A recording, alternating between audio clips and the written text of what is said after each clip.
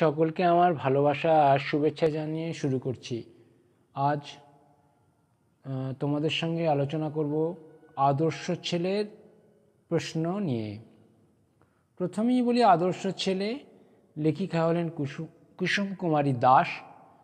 কুসুম কুমারী দাস জন্ম 1875 সালে, মৃত্যু 1948 সালে। কবি জীবনানন্দ দাশের মা ছিলেন কুসুম কুমারী দাস। তিনি নিজেও সেই সময়ের বিশিষ্ট মহিলা কবি ও সুলেখিকা। তাঁর রচিত কাব্যগ্রন্থের নাম কবিতা মুকুল। এছাড়া পৌরাণিক আখ্যায়িকা নামক একটি গদ্যগ্রন্থ তিনি রচনা করেন। প্রবাসী, ব্রহ্মবাদী, মুকুল প্রভৃতি পত্রিকায় তাঁর রচিত অসংখ্য কবিতা প্রকাশিত হয়েছে। তাঁর লেখা কবিতার ভাষা সহজ সরল, ভাব সহজ সরল, তাই সাধারণ পাঠক তা অনায়াসে গ্রহণ করতে পারে। এবার হচ্ছে প্রশ্ন নম্বর 1। কুসুম কুমারী দাসের কবিতা কোন পত্রিকায় প্রকাশিত হতো? কুসুম কুমারী দাসের রচিত কবিতা প্রবাসী, ব্রহ্মবাদী, মুকুল প্রভৃতি পত্রিকায় প্রকাশিত হতো। তাঁর রচিত একটি গদ্যগ্রন্থের নাম লেখো। তাঁর রচিত একটি গদ্যগ্রন্থের নাম পৌরাণিক আখ্যায়িকা। এরপরের প্রশ্ন হচ্ছে বর্ণ বিশ্লেষণ ও স্বর ও ব্যঞ্জনবর্ণের শ্রেণীবিন্যাস। প্রথম শব্দ আমাদের। আ যুক্ত ম যুক্ত আ যুক্ত দ যুক্ত এ যুক্ত আ র যুক্ত অ। আগুয়ান। আ যুক্ত গ যুক্ত হস্য যুক্ত অন্তস্থ যুক্ত আ যুক্ত দন্তন্য যুক্ত অ। প্রাণ। প যুক্ত র যুক্ত আ যুক্ত মধ্যাহ্ন যুক্ত অ। কৃষক। ক যুক্ত রি যুক্ত পেটকাটা মধ্যাহ্নস্ব যুক্ত অ যুক্ত ক যুক্ত অ। বিশ্বমাঝার। ব যুক্ত হস্যই যুক্ত তালবস্য যুক্ত ব যুক্ত অ যুক্ত ম যুক্ত আ যুক্ত হাতরাজ্য যুক্ত আ যুক্ত র যুক্ত অ। কল্যাণ। ক যুক্ত অ যুক্ত ল যুক্ত উঞ্জ যুক্ত আ যুক্ত মধ্যাহ্ন যুক্ত আ। এবার হচ্ছে 3.2 হস্রস্বর ও দীর্ঘস্বর এবং বর্গীয় বর্ণের ছক। শব্দগুলির মধ্যে থাকা বর্ণগুলিকে নিচের ছক আকারে সাজানো হলো। হস্রস্বর বর্ণসমূহ হচ্ছে হস্যই, হস্যৌ, রি, অ। দীর্ঘস্বর আ এবং এ। বর্গীয় বর্ণ ক থেকে ম বর্গ। ক, গ, চ, বর্গের জ, হাতরাজ ত, দ, প, ব, ম। এগুলো এবার হচ্ছে অঙ্গের নাম ও সমার্থক শব্দ। আদর্শ ছেলে কবিতায় মানুষের যে যে অঙ্গের নাম পাওয়া যায় সেগুলো হলো মুখ, চোখ, বুক, রক্ত এবং মন। এদের প্রতিটি শব্দে 3টি করে সমার্থক শব্দ দেয়া হলো। মুখ হচ্ছে বদন, আনন, মুখমণ্ডল। চোখ হচ্ছে নয়ন, নেত্র, অক্ষি। বুক হচ্ছে বক্ষ, হিয়া, হৃদয়। রক্ত হচ্ছে রুধির, শোণিত, লোহিত। মন হচ্ছে অন্তর, চিত্ত, হৃদয়। শূন্যস্থান পূরণ করো। নাই কি শরীরে তব রক্ত মাংস প্রাণ। তাহলে এটা হবে নাই কি শরীরে তব রক্ত মাংস প্রাণ। এটা হচ্ছে নাই কি, আর তারপরে হচ্ছে শরীরে, শরীরে হচ্ছে উত্তর, তব রক্ত মাংস প্রাণ। পরেরটা হচ্ছে ড্যাশ রয়েছে যার সে কি পড়ে রয়। ড্যাশ, এখানে উত্তর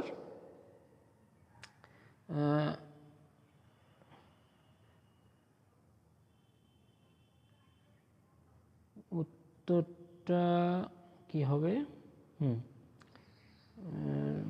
নাই কি শরীরে তব রক্ত মাংস প্রাণ, এটা তো হয়ে গেল।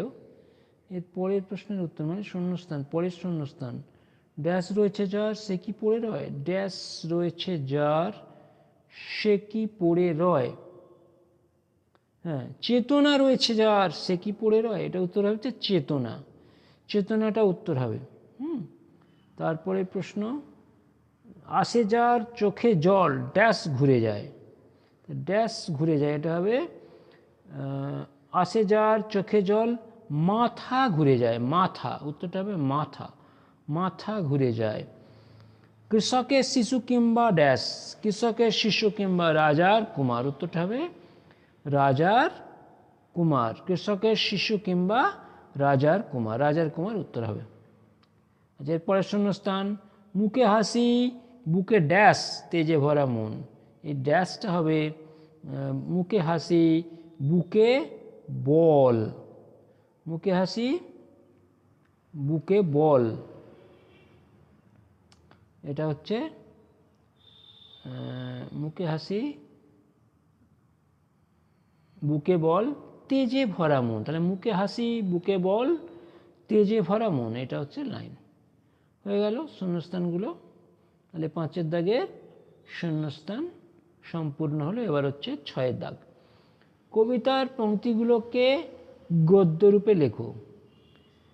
বিপদ আসিলে কাছে হও আগুয়ান, গদ্যরূপ হলো বিপদ কাছে আসলে অগ্রসর হও বা আগুয়ান হও। আমাদের দেশে হবে সেই ছেলে কবে, গদ্যরূপ আমাদের দেশে কবে সেই ছেলে হবে। সবারই রয়েছে কাজ এ বিশ্ব মাঝার, গদ্যরূপ এ বিশ্ব মাঝারে সবারই কাজ রয়েছে। মানুষ হইতে হবে মানুষ যখন, গদ্যরূপ যখন মানুষ হয়ে জন্মেছ তখন মানুষ হতে হবে। নাই কি শরীরে তব রক্ত মাংস প্রাণ, গদ্যরূপ তোমার শরীরে কি রক্ত মাংস প্রাণ নাই।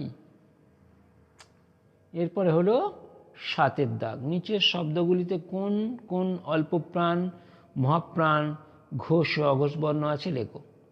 কথা, কথা হচ্ছে ক হচ্ছে অঘোষ বর্ণ, অঘোষ অল্প প্রাণ, আর থ হচ্ছে অঘোষ মহাপ্রাণ। মুখ, মা হচ্ছে ঘোষ অল্প প্রাণ, আর খ হচ্ছে অঘোষ মহাপ্রাণ। প্রাণ, প্রাণের প হচ্ছে অঘোষ অল্প প্রাণ, আর র হচ্ছে ঘোষ অল্প প্রাণ, আর মধ্যাহ্ন হচ্ছে ঘোষ অল্প প্রাণ। মানুষ, মানুষের ম হচ্ছে ঘোষ অল্প প্রাণ, দন্তন্য হচ্ছে ঘোষ অল্প প্রাণ, পেটকানো মানুষ হচ্ছে অঘোষ উষ্ণ ধ্বনি।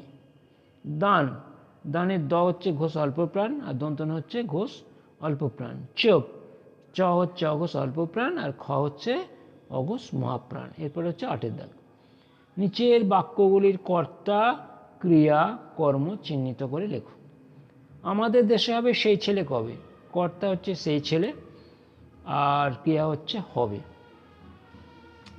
মানুষ হইতে হবে এই তার পণ, কর্ম হচ্ছে মানুষ, আর ক্রিয়া হচ্ছে হইতে হবে।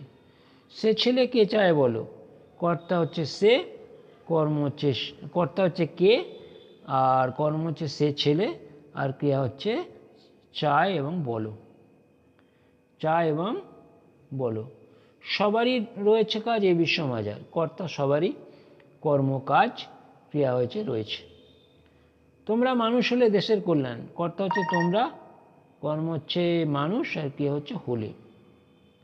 9 দাগ, নিচের বাক্য বা বাক্যাংশগুলি থেকে সর্বনাম খুঁজে নিয়ে তা দিয়ে আলাদা বাক্য রচনা করো।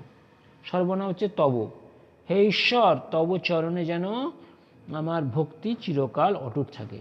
যার, সে সর্বনাম, যার হচ্ছে যার শেষ ভালো তার সব ভালো। সে পরীক্ষায় প্রথম স্থান অধিকার করায় সে খুব খুশি। যার, যার কেউ নেই তার পাশে দাঁড়ানো মানুষের পরম ধর্ম। সে আর কে সর্বনাম, সে, সে রোজ সকালবেলা মাঠে হাঁটতে যায়। কে, দরজায় কে কড়া নাড়ছে একটু দেখে এসো। এবার হচ্ছে পাশের শব্দগুলির আগে বিশেষণ জুড়ে তা দিয়ে বাক্য রচনা করো। আদর্শ ছেলে, প্রতিটি মায়ের স্বপ্ন থাকে তার সন্তান যেন একজন আদর্শ ছেলে হিসাবে গড়ে ওঠে। চরম বিপদ, চরম বিপদের সময়ে আমাদের মনে ধৈর্য ও সাহস হারানো উচিত নয়। প্রাণ, চঞ্চল প্রাণ, বাড়ির ছোট বাচ্চাদের চঞ্চল প্রাণ সারা বাড়ি আনন্দে ভরিয়ে রাখে। কৃষক, দরিদ্র কৃষক, দরিদ্র, রোদ বৃষ্টি মাথায় নিয়ে দিনরাত পরিশ্রম করে দরিদ্র কৃষক মাঠে ফসল ফলায়। শক্তি, অসীম শক্তি, প্রবল ইচ্ছা শক্তির সাহায্যে মানুষ অসীম শক্তির অধিকারী হতে পারে। দেশ, স্বাধীন দেশ, আমরা একটি স্বাধীন দেশের নাগরিক হিসাবে অত্যন্ত গর্ববোধ করি। এবার হচ্ছে কি যেন 11 দাগের, তুমি কি ব্যবহার করে আরও দুটি বাক্য লেখো। হ্যাঁ বা না বাচক প্রশ্নের ক্ষেত্রে হর্ষইকার যুক্ত কি বসে। তুমি কি আগামীকাল আমাদের বাড়ি বেড়াতে আসবে? আজ কি স্কুল খোলা আছে? আচ্ছা, কি কয় দীর্ঘই কি দিয়ে? তোমার নাম কি? কয় দীর্ঘই। তুমি কোন শ্রেণীতে পড়ো? বাহ, আজ আকাশ কি চমৎকার, কি কয় দীর্ঘই, কি চমৎকার, রামধনু উঠেছে। এগুলো হচ্ছে প্রশ্ন। এই তোমাদের প্রশ্ন নিয়ে আলোচনা করলাম। তোমাদের সকলকে আমার শুভেচ্ছা আর ভালোবাসা জানিয়ে আমি শেষ করছি। তোমরা সকলে খুব ভালো থেকো।